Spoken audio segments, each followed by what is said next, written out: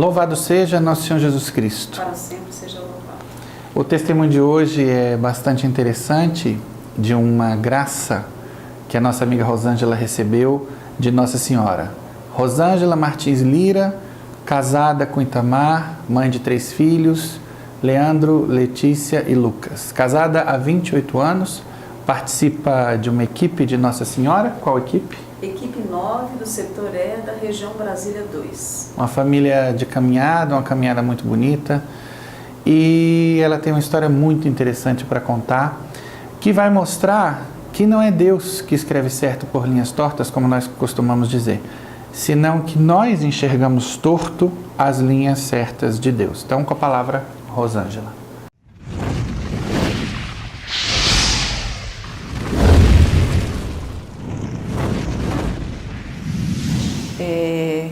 Realmente, graças a Deus, eu tive a graça de ter uma cura, né? Graças à intervenção de Nossa Senhora, né? A cura de Deus pelas mãos de Nossa Senhora. Qual a advocação de Nossa Senhora? Nossa Senhora Aparecida. E conta essa história para nós. Cura de quê? Como é que foi? Estava doente? Isso, em 2004 eu comecei a sentir muitas dores na coluna, né? Na altura da cervical. E essas dores foram agravando tanto que eu, infelizmente, comecei a deixar de fazer o que era elementar, né? Cuidar dos meus filhos, cuidar da casa, trabalhar, até escovar os dentes. Eu já não estava conseguindo mais.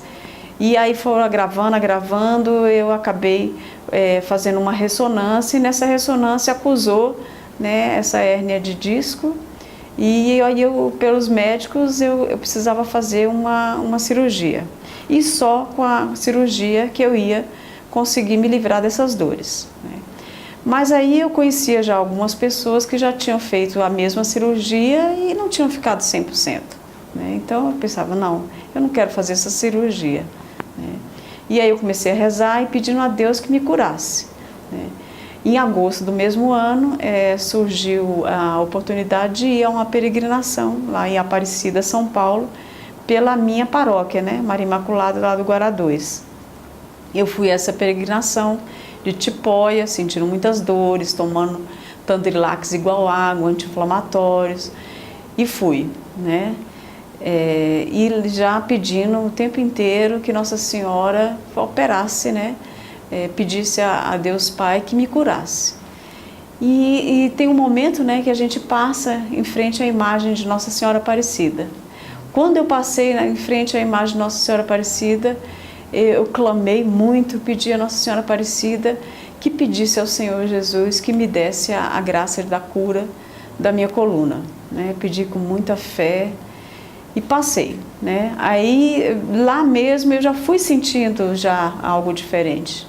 Eu já não senti tanta necessidade de ficar de tipóia o tempo inteiro. Né?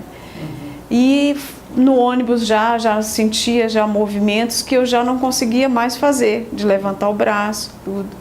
Né? E aí aqui em Brasília eu já fui retomando as minhas atividades normais de mãe, de dona de casa, né? De professora. Né? E fui vendo a cura. Né? Isso foi em agosto, né? Setembro. Em dezembro eu comecei a sentir, de 2004, comecei a sentir umas dores no estômago, né? Como se fosse uma gastrite.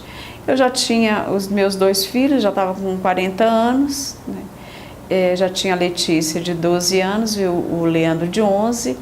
Já não me via mais engravidando, né? Já me via assim como alguém que já contribuiu com a vida, né? E aí, em fevereiro, as dores mais agravando, eu falei assim, não, é uma gastrite, é uma gastrite. Quando eu fui ao médico, né, o médico pediu um abdômen total e aí acusou aquele coraçãozinho, né, batendo. Eu estava grávida, né, não sabia.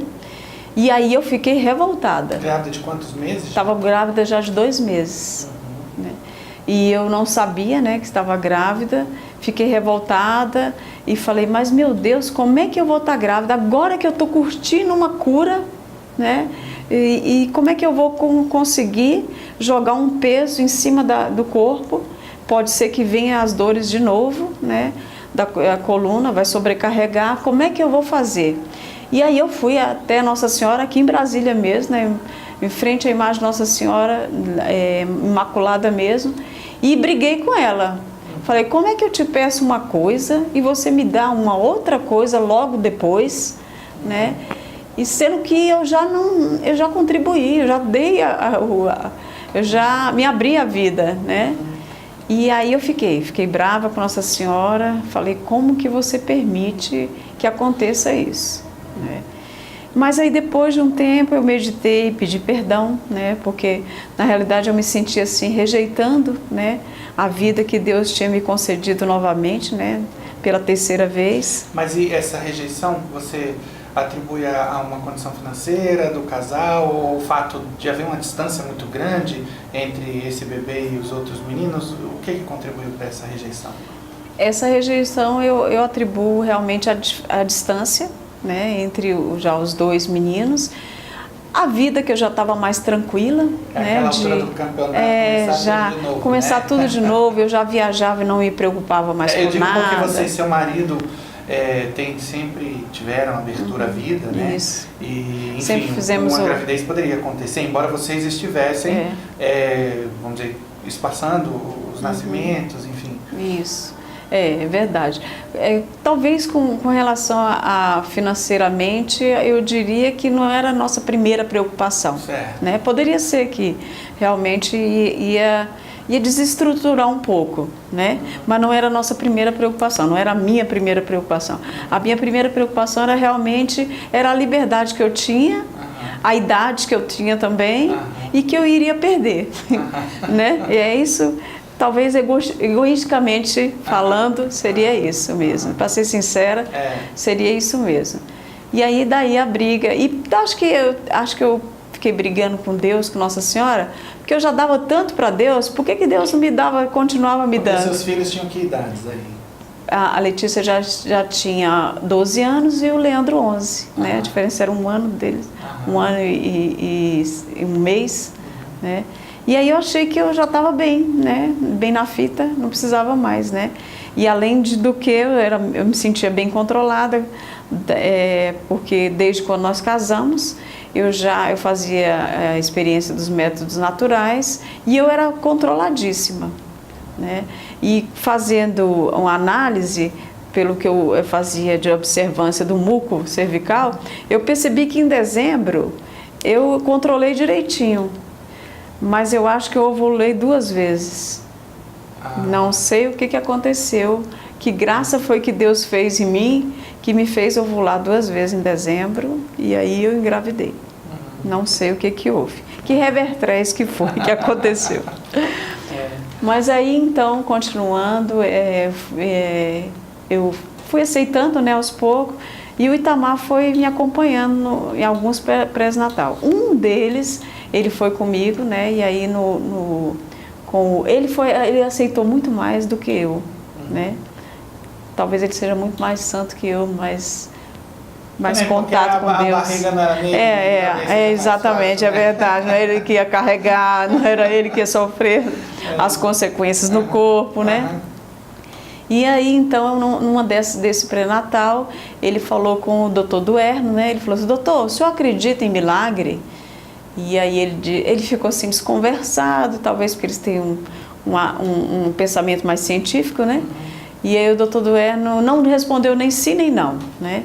Ele falou assim, olha, eu não sei. Aí o Itamar foi e falou assim, olha, doutor, aconteceu um milagre com a Rosângela, ela estava sofrendo muito com as dores na coluna, mas eu acredito que esse menino veio para curar ela.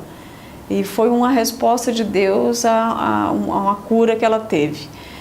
Aí o doutor Duerno falou assim, olha, pode ser que realmente ela tenha sentido melhora na coluna mesmo. Aí ele explicou que quando a mulher ela engravida, dá uma injeção de líquido muito grande no organismo, né?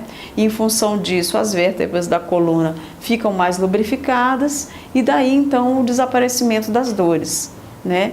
Aí ele disse então que o que ia ocorrer? Depois de eu terminar a gravidez, talvez depois da amamentação, né?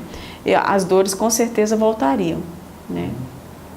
E aí eu posso testemunhar que nosso menininho, né, Lucas. Hoje ele já tem 11 anos e 9 meses e até hoje, graças a Deus, essas dores não voltaram, né, para a glória de Deus.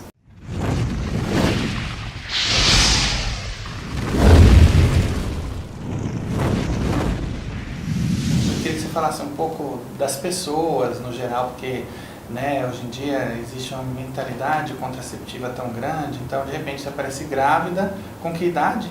Eu tinha 40 anos. 40 anos de idade. Você deve ter escutado alguma coisa muito, aí. muito. Me chamaram de Sara, né?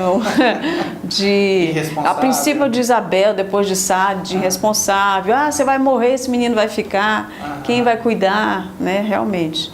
Ouvi muito. E ouvi muito de algumas pessoas. Agora você vai ligar, né? Não é possível que você vai querer sofrer de novo a mesma coisa, inclusive até do meu médico, porque ele já estava, era o terceiro parto que ele estava fazendo, você vai ter que fazer agora a cirurgia, porque agora o útero fica muito flácido, né? É bom que você agora já faça logo a ligadura, para não correr o risco.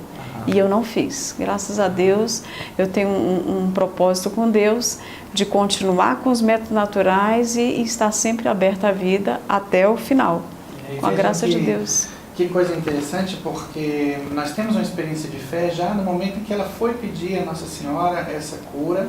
Houve uma cura ali, porque você voltou de Aparecida curada, mas em seguida ela foi submetida a outra prova de fé. Deu uma escorregada, ficou com raiva, ralhou com a Nossa Senhora, mas mal sabia que seria através dessa gravidez que viria a cura definitiva. Então, acho que do seu testemunho, Rosângela, né, e do seu esposo, né? Isso. Fica essa mensagem para nós, né? Que não devemos murmurar com aquilo que a gente não entende, com aquilo que a gente não conhece, né? Sobretudo as pessoas que são de caminhada, que estão na igreja, né? A própria palavra de Deus fala: qual é o pai que eu vou filho pedir um pão e dar uma pedra, né? Então essa deve ser a nossa fé sempre.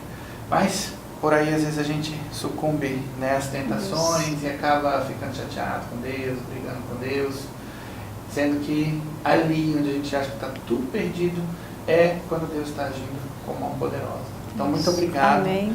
Né, a você por nada, por eu esse que agradeço. testemunho muito edificante e que nós possamos ter essa fé na Virgem Maria, que é a nossa mãe do céu e que quer o nosso bem. Amém. E que não nos abandona, como o Pai não nos abandona jamais. Com certeza. Obrigado. Nada.